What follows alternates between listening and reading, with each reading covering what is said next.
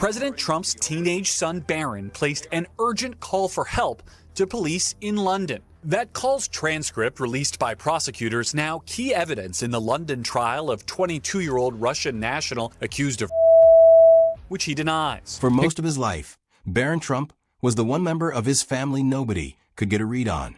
No interviews, no social feeds, no sound bites. While his half-siblings built businesses, ran campaign stops, and gave sit-down interviews, Barron was the quiet variable, a kid glimpsed occasionally at Mar-a-Lago, mentioned in passing, and otherwise absent from a story. That era is over. In the span of a few weeks in the summer of 2026, Barron's name has been dropped into a congressional letter, tied, however loosely, to one of the most notorious criminal cases in the manosphere, and pulled into the edges of a $10 billion courtroom fight involving his father's finances. None of it proves wrongdoing, but all of it marks a dramatic shift for a young man whose entire identity, until recently, was built on staying out of frame. Here's what's actually happening, what's confirmed, and what's still just allegation. The story that pushed Barron into headlines everywhere started with a letter. In late July 2026, Arizona Representative Yasemin Ansari, a Democrat who sits on the House Oversight Committee, wrote directly to Committee Chairman James Comer.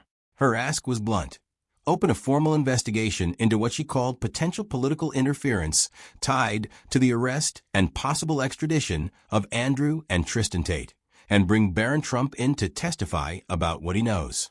Ansari didn't frame this as a passing curiosity. In her letter, she argued that recent reporting raised serious questions about whether people close to the president, including members of his own family, used their influence to protect the Tate brothers from prosecution. She specifically called for the committee to learn from Barron directly whether he had any knowledge of or involvement with the Tates' legal troubles, and whether he discussed those proceedings with anyone in his father's administration or with the president himself. That's a serious ask aimed at a 20-year-old private citizen who has never held office, never given a formal interview, and has no confirmed public role in any government decision. And it's worth being precise about what this letter actually is. A request, not a subpoena.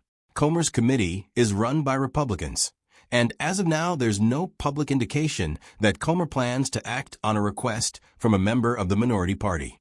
Multiple outlets covering the story have pointed out that Ansari herself seems to know this. In interviews since sending the letter, she said plainly that a real subpoena, one with legal teeth, would likely only happen if Democrats retake the House in the November 2026 midterms. On a podcast appearance discussing the letter, she went further, saying subpoenas targeting several Trump family members, not just Barron, are something Democrats are actively preparing for if they win the majority. So right now, this is a letter sitting on a desk, dependent entirely on an election that hasn't happened yet. But it's a letter that also asked for a lot more than Barron's testimony. It demanded records from the Department of Justice and the State Department tied to the Tate extradition case, along with White House and federal visitor logs. Barron's name is one piece of a much broader document request. Whether any of it goes anywhere is an open question. Why his name is in that letter at all is the more interesting one. To understand why a 20-year-old with no public record of political activity ended up in a congressional letter, you have to understand who the Tate brothers are and why their case became a political flashpoint in the first place. Andrew and Tristan Tate built an online empire around aggressive, hyper-masculine content aimed largely at young men, the kind of internet ecosystem often labeled the manosphere. Both brothers were arrested in Miami this summer on a United Kingdom extradition warrant, reportedly just as Andrew was preparing to co-host a bare-knuckle boxing event. The underlying charges are extremely serious. British authorities have reportedly filed dozens of counts against the brothers, including rape, human trafficking, and, in Andrew Tate's case specifically, allegations involving indecent images of a minor. Separately, the brothers also face ongoing legal proceedings in Romania. Both men deny all of it, and it's important to be clear, neither brother has been convicted of any of these charges, and both are still fighting extradition through the courts. So where does Barron fit in? According to Ansari's letter and the reporting behind it, the concern is about proximity, not proof. The Tate brothers have cultivated real relationships with people in and around Trump's political orbit. Vice President J.D. Vance reportedly follows both brothers online, and Donald Trump Jr. publicly criticized their earlier detention in Romania. Reports referenced in Ansari's letter allege that Barron himself had some form of contact with Andrew Tate, tied to Tate's broader effort to court young male audiences through podcasts and online content. And some reporting goes further, suggesting Barron played a role in steering his father's campaign toward exactly that kind of media. The same media ecosystem that produced Donald Trump's high-profile Joe Rogan appearance, which Trump has publicly credited with helping him win young male voters. It's worth being careful here, because not every part of this is nailed down with the same level of evidence. The specific claim about a Barron-Tate contact rests significantly on second-hand reporting, and there is currently no public evidence that Barron communicated with any government official specifically about the Tate's prosecution or extradition. Ansari's letter itself is written as a request to investigate an open question, whether back-channel communications between the Tate brothers and people around the president, Barron included, shaped how the administration handled their case, not as a claim that this already happened. That distinction matters. A letter asking whether something occurred is not the same as evidence that it did. Still, the optics are uncomfortable by any measure. You have two brothers facing some of the most serious criminal allegations imaginable, sitting at the center of a media world that reportedly overlaps, at least loosely, with people in the president's inner circle and a sitting member of Congress now formally asking whether the president's own son had a hand in any of it. Barron isn't named directly in the second major storyline, but it's worth understanding because it shows just how much scrutiny the entire Trump family is under right now, and it involves money the family has spent years keeping private. Back in December 2025, Donald Trump filed a $10 billion defamation lawsuit against the BBC over its Panorama documentary, which had spliced together separate portions of his January 6, 2021 speech in a way that made it sound like he was directly calling on supporters to storm the Capitol, reportedly cutting the section where he told the crowd to protest peacefully. The fallout at the BBC was immediate. The network's director general and head of news both resigned, and the broadcaster issued a public apology, acknowledging the edit created what it called a misleading impression. But the BBC refused to pay Trump's claimed damages, and it's fighting the lawsuit in court. Then things got complicated for Trump's side, because his lawsuit claimed both reputational and financial damages. BBC's lawyers argued they had a legal right to examine the actual finances behind those claims. In July 2026, U.S. Magistrate Judge Angelique Lett agreed, ordering the Donald J. Trump Revocable Trust, the entity that manages hundreds of Trump-linked businesses, to hand over financial records dating back to January 2023. Lett was direct about her reasoning, stating during the hearing that because Trump's brand, properties, and businesses were all central to his claims, the corresponding financial evidence was now fair game in the case. Here's the twist that the earlier version of this story missed. Trump's legal team pushed back hard. In early August 2026, they filed an emergency motion to block the disclosure, and notably, formally withdrew the part of the lawsuit claiming the documentary damaged his businesses and brand value, choosing instead to argue the harm was purely personal and reputational. Judge Lett granted a temporary stay pausing the financial disclosure while the court sorts out what that narrower claim actually requires in discovery. It's not a final win for Trump.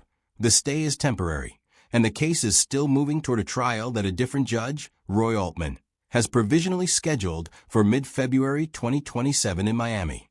But it shows this fight is far from settled, and it underlines just how far courts and Congress are both willing to dig into territory this family has kept locked down for years, its finances, its internal communications, and now, potentially, its youngest member.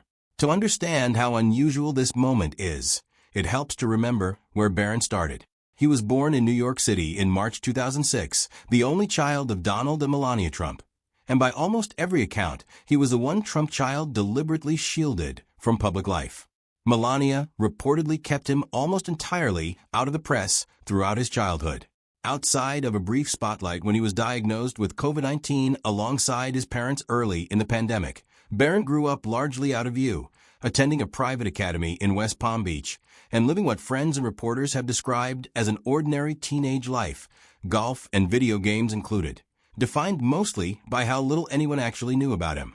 That changed fast once he turned 18. He graduated from Oxbridge Academy in May 2024, and just months later an assassination attempt on his father thrust the entire family into a much harsher spotlight. That fall he enrolled at NYU's Stern School of Business, and paparazzi photos of him walking to class flanked by Secret Service went viral almost instantly, making him, by some estimates, one of the most photographed college freshmen in the country, all without giving a single on-camera interview. He voted for the first time that November for his father from Florida. By his father's second inauguration in January 2025, Barron was a visible, physically towering presence at the ceremony, visible enough that his height became a genuine internet talking point that same day. Trump has publicly credited Barron with pushing his campaign toward the kind of podcast circuit, Joe Rogan's show among them, that reportedly helped win over young male voters. Barron reportedly didn't return to NYU's main campus the following fall, instead said to be taking classes through the university's Washington, D.C. campus while living at the White House. He made rare public appearances at Mar-a-Lago over Thanksgiving and New Year's, both described at the time as some of his first real public sightings in nearly a year, and he was reportedly absent from his older half-brother Donald Trump Jr.'s wedding in May 2026. An absence that drew its own round of speculation nobody in the family has addressed. In short, this is someone whose entire public identity for almost 2 decades was built on simply not being seen. That's exactly what makes the current moment so jarring.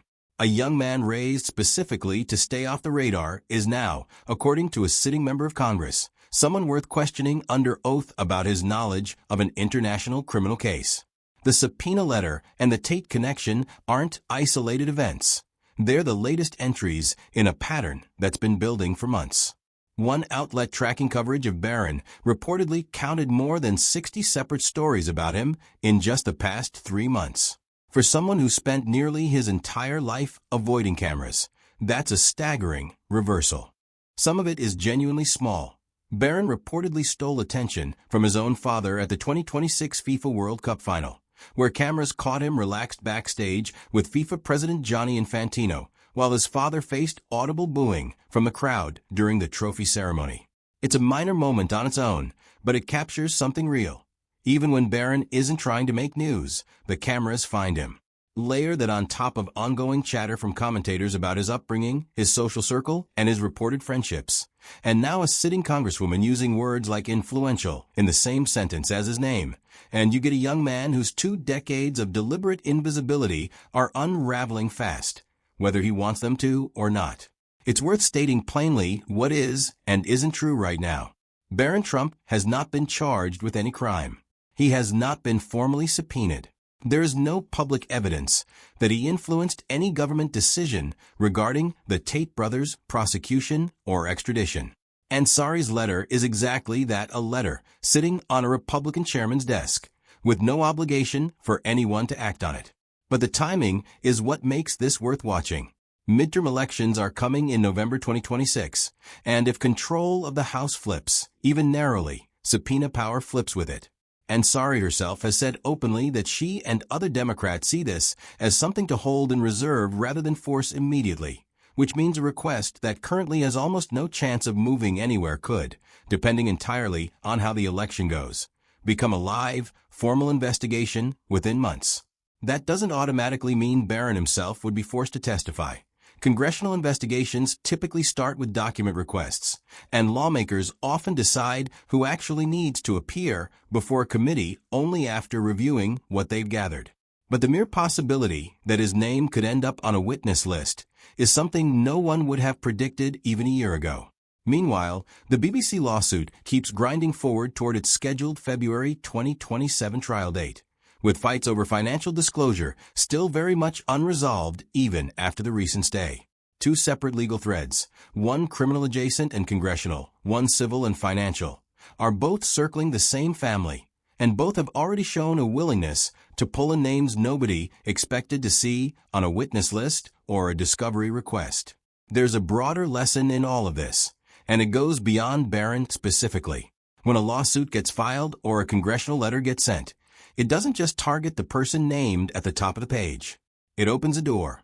Subpoena power and discovery rules have a way of reaching toward the people standing closest to power, whether or not those people ever expected to be pulled into the spotlight. Family members, aides, advisors, and now apparently the one member of this particular family who spent his entire life trying to stay out of the picture entirely. Whether Barron Trump ever actually testifies about any of this, or whether the whole chapter quietly fades into just another unpursued congressional request, one thing already looks true. The era of Barron Trump staying invisible is functionally over. What happens next depends less on him than on an election 3 months away. But for a young man raised almost entirely out of frame, even being a subject of speculation marks the biggest shift of his public life so far.